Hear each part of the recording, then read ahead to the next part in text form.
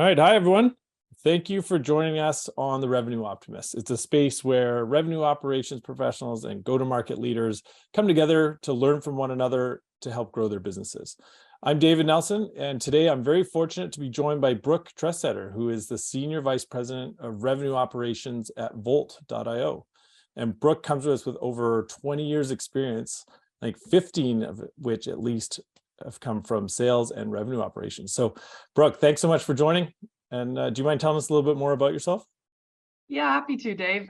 Great to be here. So I started my career in sales and spent about 8 or 9 years in software sales in the Silicon Valley, born and raised in the Bay Area. So that's kind of where you go when you are starting a sales career.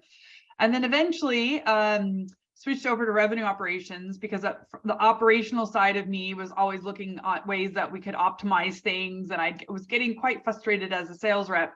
Like, there's better ways to do this. This doesn't make any sense. We could optimize this. And eventually just said, you know what, I can do this better, and decided to switch over. And so I've been in revenue operations about 11 years now. And 3 years ago, I moved to London to work in the fintech space. So I switched over from software to fintech. Awesome. Oh, fantastic. And London must be a blast to live in. It's great, but November to March aren't great months to be in London, but there's always something to do, and everything is a 2-hour plane ride away. So if you want to be in Portugal where it's 30 something degrees Celsius, you could be there in 2 hours. So it's a great city. I love being here. So Brooke, I know you have a ton of experience in RevOps, and you've been at, well, like you said, you've been in software, now you're in fintech. So you have a bunch of experience in different areas. What advice would you give to revenue operations folks who are coming into a new business and getting started with revenue operations? Yeah, I kind of have a sort of a playbook template that I've used now as I've done this probably 5 or 6 times, where I've gone into an org, built out the function from scratch. And for me, the number one thing is a data model. So an agreed upon set of whether, sales stages, opportunity types, lead sources, lead status, agreed upon, whether it's with sales and marketing or sales and your product team. Are we all using the same set of definitions and fields, whether it's vertical or industry? And some of the things I did when I first joined Volt was defining the sales process. So what are the right sales stages for us as a business? What are the gates? So how do we define what's in stage 1, what's a gate to move to stage 2, and having a clear definition? Because first thing, the most important is you want to be able to forecast your business, right? So your investors want to know, how are you doing? What does the next quarter look like? And what's your weighted forecast? And if everyone's using sales stages differently, or you have too many of them, so then you never know what's right. You don't really have a way to say, okay, we know if this op is in this stage, these specific things have already happened, right? So the data dictionary, I have different versions of a Google sheet that started long time ago, whether it's defining countries and which countries in each region, or industry values. And, it's changed over time. So now that I'm in fintech payments, the industries that we care about here are very different when you're in software, right? So we're much more focused on like, what type of retailer is it? A lot more of e-commerce related focus around travel and being able to drill down there. So, but every org I think needs one, and it's essentially your map. Like, everyone agrees to this. What does this mean when it's in stage 3? Or what are the standard vertical values, so you don't have something different in your product versus how marketing's classifying versus how sales is classifying. And my first 6 weeks at Volt was like getting the dictionary agreed upon and then getting it implemented in Salesforce. Nice. No, that's such a good idea, because you're right. If not everyone's following the same data, it can cause problems. I know amount fields is a big one, where there can be several, where it's either multi-year or not, if it's a recurring model, or it's currency based or not. And that's usually a large source of conflict between people when they're running a report on one and somebody else is forecasting on another, and it causes yeah, and in the software world, absolutely. So prior companies I've been at are enterprise software where you're signing up a lot of multi-year agreements. And so I had, I added fields to the product object around things like what's the first year revenue, calculating the out years, what's the second or third year revenue, is this revenue being paid up front, and then adding those as roll-up fields to the opportunity, right? So you could see like, what's the ACV? Because when you're forecasting investors, ACV is really important, your annual contract value. And then your out years, as far as like, am I getting prepaid amount? So maybe you could be getting 50K ACV, but if it's a 2-year prepay, you're getting 100K. Well, then you want to show that for cash flow. So you don't, you might use ACV for quota retirement for the sales rep. I would recommend, but you also need to show the out years and are you getting revenue? Or are you locking in revenue? So yeah, that's like the one end of the spectrum in enterprise software. Are you doing multi-year contracts? The other end of the spectrum is payments, where there really are no contracts and nothing's locked in and it's all consumption based. And then you're trying to forecast what you think your revenue is going to be, 6 months after a merchant's ramp. So it's extreme ends of the spectrum as far as how you build it in Salesforce. But, we're not the first to do this. There's always companies that have done this before. And I think there's some great online communities out there where you can go ask RevOps leaders, how are you doing this? So nice. Yeah, good idea. So you also mentioned the sales process and the stages themselves. It's actually something I've been really curious about. So I'd love to get your take. You mentioned, I think, 5 or 6 steps in the process. I've often wondered whether it would be good to have kind of a distinct delineation of every individual business's sales process. So like, do you typically do a demo or 2 demos? Do you typically do a trial or not? And have those as stages in that process so you can kind of go. But I also recognize that in amongst those hard tactical lines, like a demo 1 and demo 2, that there's a lot of persuasion and what that happens in between and trying to get in other stakeholders and reach a broader audience and whatnot. What do you recommend? What's the best approach there? So I just think sales stages should not be more than 5 or 6. It just makes it impossible for anyone to update. And it's really impossible to know like where are things in the funnel. And there are things that you could have as far as like roll up fields to the opportunity, whether it's date of first demo, date of second demo. We do things like date contract signed, date onboarding completed, things that are milestones within the sales cycle.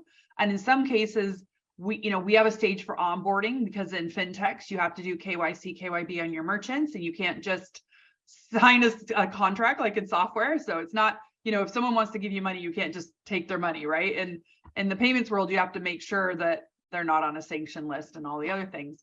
Right. And so once we have a stage for onboarding, because that's a very distinct step in the sales cycle, and they have to be approved by compliance, or there is no future for that opportunity. And so we have things now where we've automated, whether there's a related compliance object, and that then tells us when it's approved. When that's approved, the sales stage moves from onboarding to contracting, right? So I'm trying to automate as much as I can, where there's very distinct, verifiable data points that I can get, not sales rep dependent, that enables me to, like, when a contract's been signed, then it automatically moves the stage forward. Or when onboarding's approved, it moves the stage forward.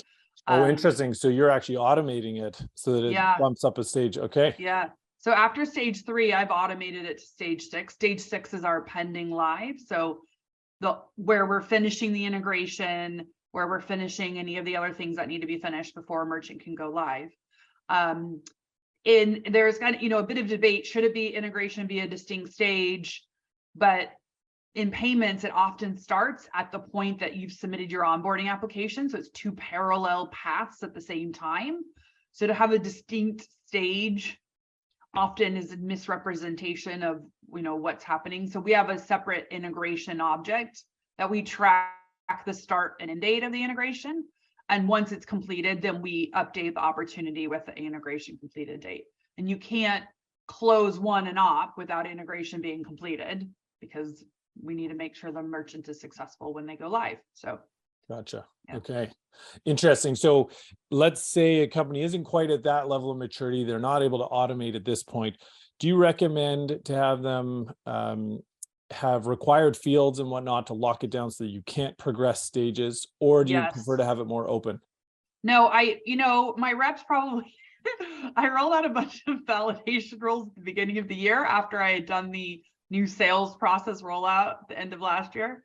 And I don't think many of the sales reps were happy in January when I rolled out all these validation rules. But it gets to stage 6 and we don't have any of the information that we need, or, you're in a stage 3 or stage 4 and, you get requests from, well, what's the vertical for this merchant, or where are they located, or what's the, what URLs are they wanting to sign up with? And if you don't require that data through the funnel, it's just junk at the end and you have nothing to report on. So I'm very, very, I'm always very keen to make sure user experience is as good as possible, because sales reps aren't hired to be data entry monkeys, right? Like my commitment to them as a revenue ops leader, I'm only going to ask you to enter in information where I cannot get it somewhere else, right? So account enrichment, getting the actual address, getting the corporate URLs for a website. Like I'm not asking them to enter any data. What I am asking though is, and my commitment is, like, I will never ask you to fill out a Google sheet. In exchange, there are data points that we do need you to enter into Salesforce so the business has visibility to what's going on. I know no sales rep loves this. It's always their least favorite thing to do, but it is important as far as us being able to report on where our business is, what we're doing, where we're growing. So and that's the conundrum, right? It's that, sales rep, you want them spending as much time as you can doing what they're best at, selling, creating relationships, moving things forward. At the same time, if you're trying to take one rep's success and replicate that across the business, you need to have that information. You need to have that data. So how granular do you guys get? So you've now locked it down. So it's either that you have these validation rules and formula fields and required fields and automation. Do you go to the point of looking at like velocity through stages, or what are you using those sales stage steps for? So velocity, I think, this is a bit of the holy grail, right? And there's a model by Winning by Design that they have where they've come up with and said, you shouldn't be looking at the sales funnel. You should be looking at the bow tie. So the funnel is only halfway through the cycle. Then the other end of it is getting the merchant live, successful processing, and then growing in revenue. And they have a mathematical model they talk about, which is number of leads that go into the top of the funnel into the beginning of the bow tie. How many convert to stage 1 ops? How many do you have a successful demo for? How many of them move to contracting? And then how many of them close one? And then what's your growth rate after that, right? And we can share these assets after this call because they have a bunch of great information on their website. But essentially, for me, building Salesforce and the sales funnel is, how do I track the creation of a lead into Salesforce, how long it takes for a lead to convert to a stage 1 op, and then how long does it take to go through the funnel? And you can get lots of tools that do this when you get bigger, and they can start analyzing for you very easily and give you a lot of data points on this is where things are getting stuck.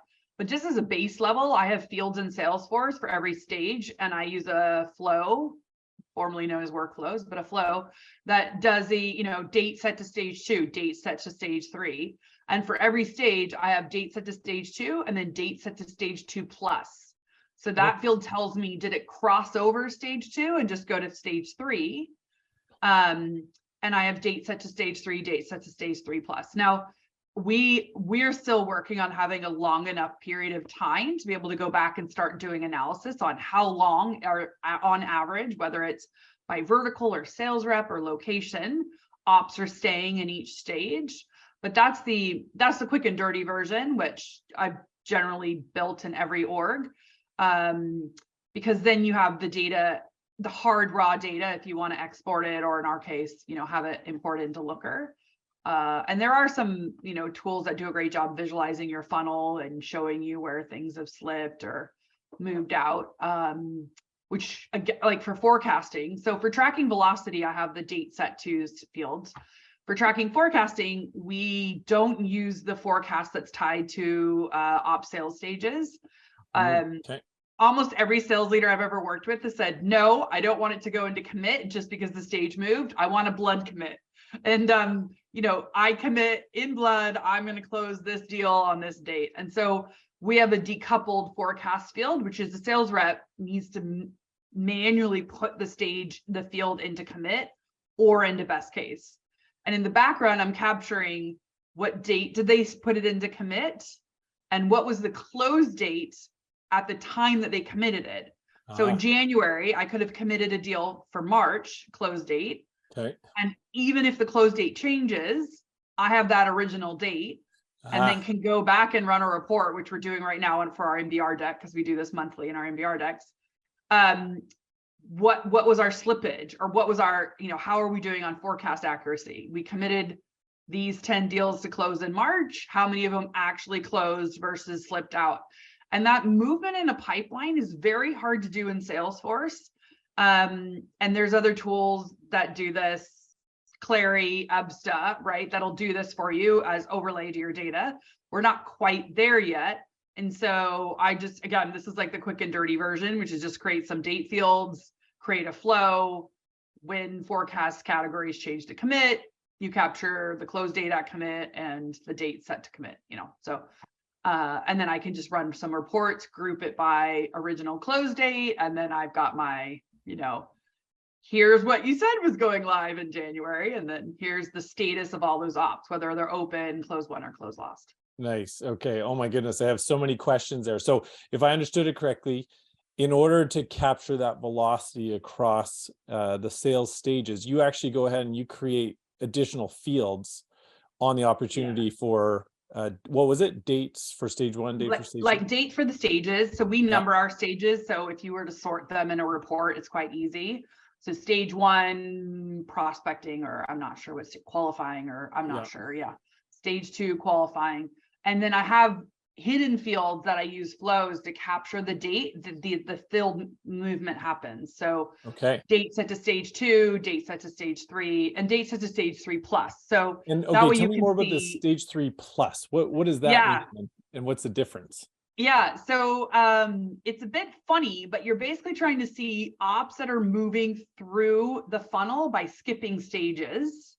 Okay. So going from 2 to 4 or whatever. Yeah. So like stage 1 to stage 3. Okay. And we need to know when it crossed over stage 2, partly because we pay our SDRs when an op makes it to stage 2. So we consider that an SAO, a sales accepted opportunity. So an SDR sourced op, when it crosses over to stage 2+, they get credit for that SAO, and then it qualifies for compensation. And you don't want to miss it if it skips just because stage 2 altogether and goes right to 3. Okay. Yeah, it would be hard now to do because of the validation rules. So it would be hard to skip a stage because we have gates now where you have to put certain things in. But before this, I was finding reps would create an op and then just start it at stage 5, which completely messes up my reporting. So I now have a validation rule that you have to start an op in stage 1. And then as soon as you put it in stage 1, if you want to progress it, you can. But it was able to like skip all my validation rules as well. And so, yeah, I have a lot of validation rules in my current org, but it's all about getting clean data on at the end of it. So what are you using for your qualification criteria in order to generate an opportunity? So or Medic? when I went through this revenue architecture class, they talked about where all these different methodologies came from. And as they started talking about it, I was like, yeah, this totally makes sense. So BANT was invented by IBM in the 60s to help you sell hardware. Medic came out of Parametric Technologies, PTC. I worked at a company long time ago. My CRO was a Medic guy, and he came from PTC and we had a different version, it was called medical or medpic, there's different variations of that. We're essentially, we use a why open banking, why Vault, why now. So it's again, it's a base level version of qualification. The version that Winning by Design recommends is Spiced, which is their version, which I think is quite interesting. We are not at the maturity level yet to roll that out within our org more broadly. I think that probably would come in tandem with a sales enablement lead, where we can really do a bunch of training around, defining what a qualified op looks like, what questions should we be validating, how, using all the same language. But for us now, it's why open banking, which is a big one because we're in a market that's new, and we're not selling something that everyone already knows, right? So it's not necessarily a base, payments provider where everyone kind of knows why you would use a payments provider. Gotcha. Okay, no, that's great. And so regardless of what people are using, some people will still be using Band, some people are using Medic or MedPick, some Spiced. What do you recommend for capturing that information? Are these fields? Is it notes in a Quip doc? Is it, how do you tend to Well, first I would say it like pains me every time I see an external document, whether it's a Google Sheet or a Word doc, like, no more Google Docs. I'm on a mission to eradicate Google Docs. So we do have fields today, which is those 3 fields. Again, it's a delicate balance of, are we capturing data we really need to know about our business versus how we turn this into a data entry exercise that's so painful reps never want to update their ops, right? Fair. So there are different, there was a discussion online in one of the RevOps communities I'm in, which was asking about how do you build Medic into your org, and there are third-party apps that can install into Salesforce. I think where I came from in enterprise software, where you're working 5 big deals or 10 big deals at the most, really drilling down into qualification is important, right? Like we would have our forecast calls that were quite detailed into, challenging a sales rep. Is that really the buyer? Have they bought before? Do they know the buying process? Really getting into deep into the the qualification of the op. We're not, payments is just not quite that level of, signing a 3-year software contract for $500K is a long sales cycle, and there's a lot to navigate. And that's the world where I was in, where we were doing Medic, right? And that's the PTC world. We're more of, it's like just making sure people understand the value of open banking, how they can benefit from it, and why we're the open banking vendor of choice, or why we should be. And so then are those for you guys like a long form text field or something? Yeah, so just 3 text fields. Yeah. Okay. Why Volt? Why now? Yeah. And then do you tie that to those stages and the no validation rules? No, we don't. I don't require a value be entered there. It is just used for forecast calls. So when we're having forecast calls, the sales leaders will drill down into those fields, but it's not a gate, because it's a very it's not a very verifiable, right? Like you could write gibberish and require it. So I prefer validation rules where it's a pick list field and it's one of 3 things, or if it's a date field, date contract signed. Validation rules on text fields are just, I'm not a big fan of them. Either you're going to get good data or you're not. Requiring it just ends up with, we do require a sales next step field. And even I was looking at the report the other day, it was like, reach out to merchants. I was not really sure that's the level we're going for on sales.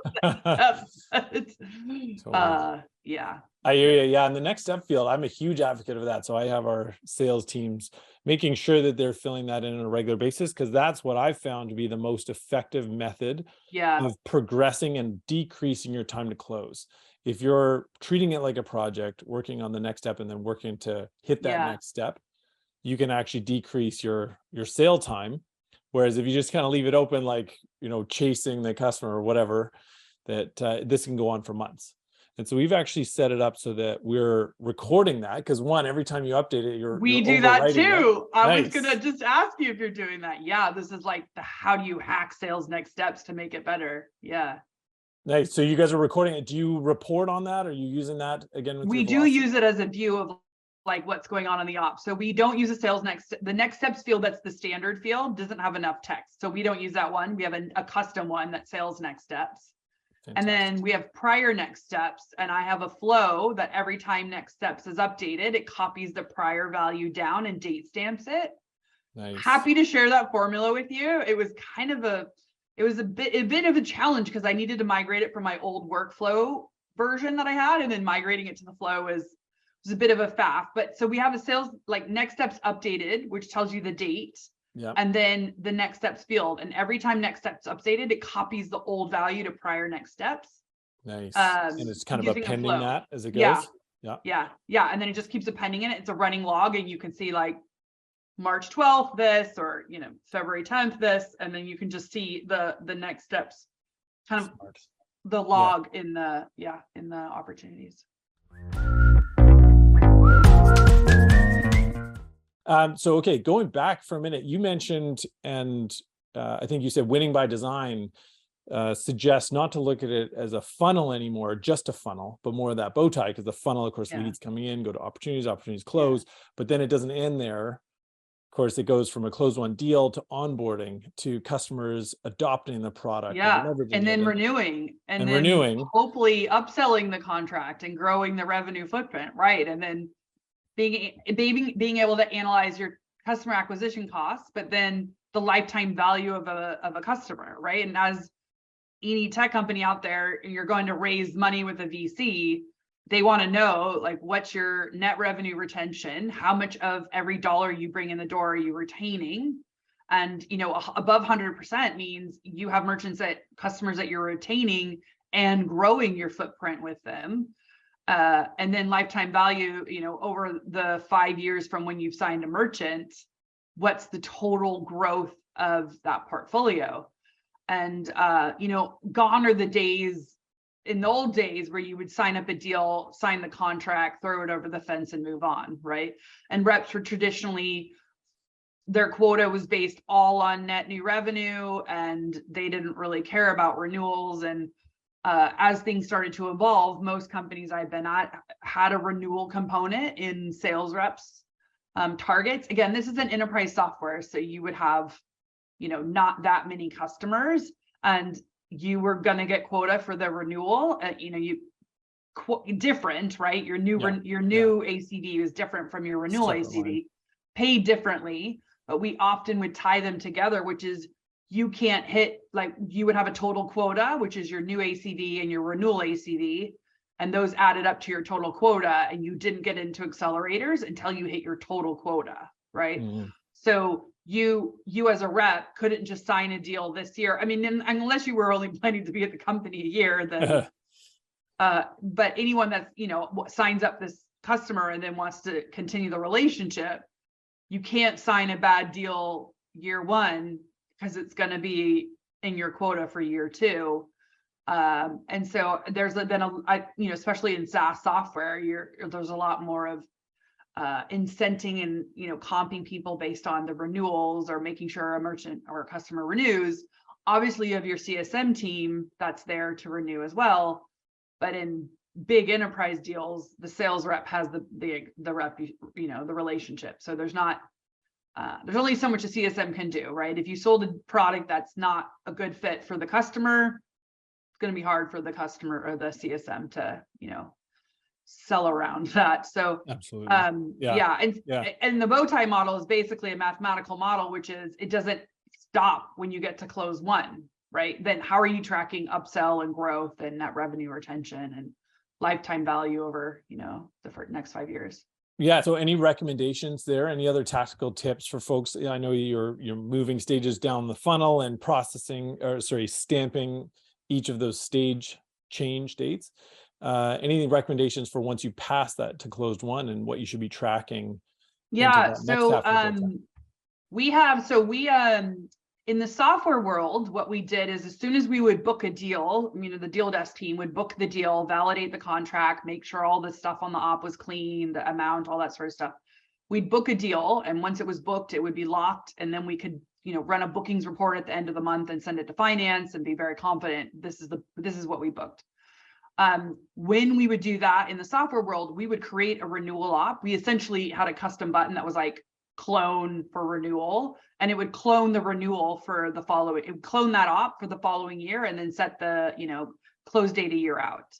And then we would assign it to the account manager or CSM, whoever it was going to be managing it. That's how we then pulled things like quota for renewals and who was going to get quota at the beginning of the year. And so as the year goes by, if you're going to lose the customer or the renewal gets closed lost, you have much better visibility into what's going on in your software contracts. If you have, always create these renewals. I know if you have CPQ, they will automate this for you. So if you go down that route, but this, even day one, you're going to need something like cloning your renewals, so you know what's coming up for renewal next year. Otherwise, you end up tracking it in an Excel spreadsheet, and then it's impossible, right? Like who's doing what account. So that's what in the software world, it was always creating renewal ops. And then if there was any additional revenue that was going to come in addition to the renewal, so let's say the renewal was 20K, a sales rep would create an upsell op, and that would be new ACV, right? So the renewal ACV would be 20K, and anything they were going to sell above that, then there would be an upsell op. So then you could see, okay, all right, how are we tracking on our renewals versus how are we seeing upside in our pipeline, our footprint? And we also had a rule, just because at some point in time you get big enough where you have enough sales reps where people are always, there's someone that's going to try to game the system. We had rules that if a renewal was closed lost and then it came back, if it came back within 13 months of being closed lost, it counted towards the renewal. Because there are cheeky reps out there who will close lost the renewal and then 3 months later be like, it magically was revived, and I now have a new and I want deal. New ACV like, commission. No. Yeah. That's a good one. I didn't even consider that, but you're exactly because right. if it's because normally reps just kind of in software world get 10-12% on a new ACV deal, and normally get about 2 or 3% on a renewal deal. And even when you put it into their total quota, some reps might just say, you know what, I don't really care, I'm optimizing for new ACV and that's what pays me. So even then, and you can't afford to pay more than 2 or 3% on a renewal because your customer acquisition costs are out the door.